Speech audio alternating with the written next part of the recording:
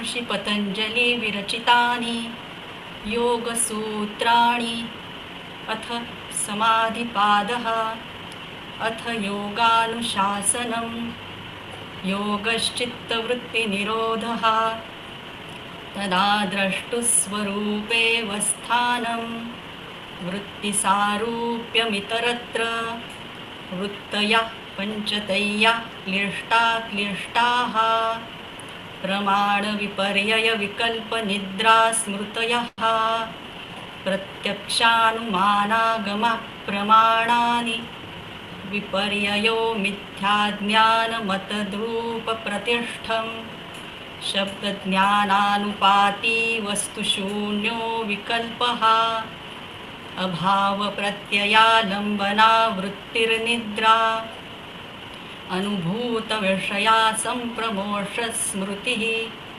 अभ्यासवैराग्याभ्यां तन्निरोधः। तत्र स्थितौ यत्नोऽभ्यासः स तु दीर्घकालनैरन्तर्य सत्कारासेवितो दृढभूमिः। दृष्टानुश्रविकविषयवितृष्णस्य वशीकारसंज्ञा वैराग्यम्। तत्परं पुरुषख्यातेर्गुणवैतृष्ण्यम्। वितर्कविचारानन्दास्मितारूपानुगमात् सम्प्रज्ञातः। विरामप्रत्ययाभ्यासपूर्वः संस्कारशेषोऽन्यः। भवप्रत्ययो विदेहप्रकृतिलयानां। श्रद्धावीर्यस्मृतिसमाधिप्रज्ञापूर्वक इतरेषां।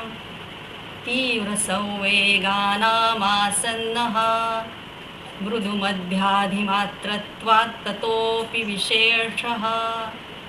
ईश्वरप्रणिधानाद्वा क्लेशकर्मविपाकाशयैरपरामृष्टः पुरुषविशेष ईश्वरः। तत्र निरतिशयं सर्वज्ञबीजं। पूर्वेषामपि गुरुः कालेनानवच्छेदात्। तस्य वाचकप्रणवः तज्जपस्तदर्थभावनम्। ततः प्रत्यक्चेतनाधिगमोऽप्यन्तरायाभावश्च। व्याधिस्त्यानसंशयप्रमादालस्या विरतिभ्रान्तिदर्शना लब्धभूमिकत्वानवस्थितत्वानि चित्तविक्षेपास्तेऽन्तरायाः। दुःखदौर्मनस्याङ्गमेजयत्वश्वासप्रश्वासा विक्षेपसहभुवः। तत्प्रतिषेधार्थमेकतत्त्वाभ्यासः। मैत्रीकरुणामुदितोपेक्षाणां सुखदुःखपुण्यापुण्यविषयाणां भावनातश्चित्तप्रसादनम्। प्रच्चर्दनविधारणाभ्यां वा प्राणस्य विषयवती वा प्रवृत्तिरुत्पन्ना मनसस्थितिनिबन्धनी। विशोका वा ज्योतिष्मती। वीतरागविषयं वा चित्तं। स्वप्ननिद्राज्ञानालम्बनं वा यथाभिमतध्यानाद्वा। परमाणुपरममहत्त्वान्तोऽस्य वशीकारः। क्षीणवृत्तेरभिजातस्येव मणेर्गृहीतृग्रहणग्राह्येषु तत्स्थतदैजनता समापत्तिः। तत्र शब्दार्थज्ञानविकल्पैः सङ्कीर्णा सवितर्का समापत्तिः। स्मृतिपरिशुद्धौ स्वरूपशून्येवार्थमात्रनिर्भासा निर्वितर्का। एतयैव सविचारा निर्विचारा च सूक्ष्मविषया व्याख्याता। सूक्ष्मविषयत्वै चालिङ्गपर्यवसानम्। ता एव सबीजः समाधिः।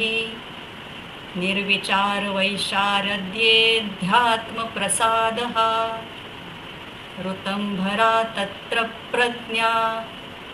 श्रुतानुमानप्रज्ञाभ्यामन्यविषया विशेषार्थत्वात्।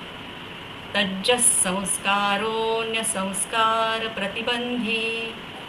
तस्यापि निरोधे सर्वनिरोधान्निर्बीजः समाधिः इति श्रीपातञ्जले योगशास्त्रे समाधिनिर्देशो नाम प्रथमः पादः। हरि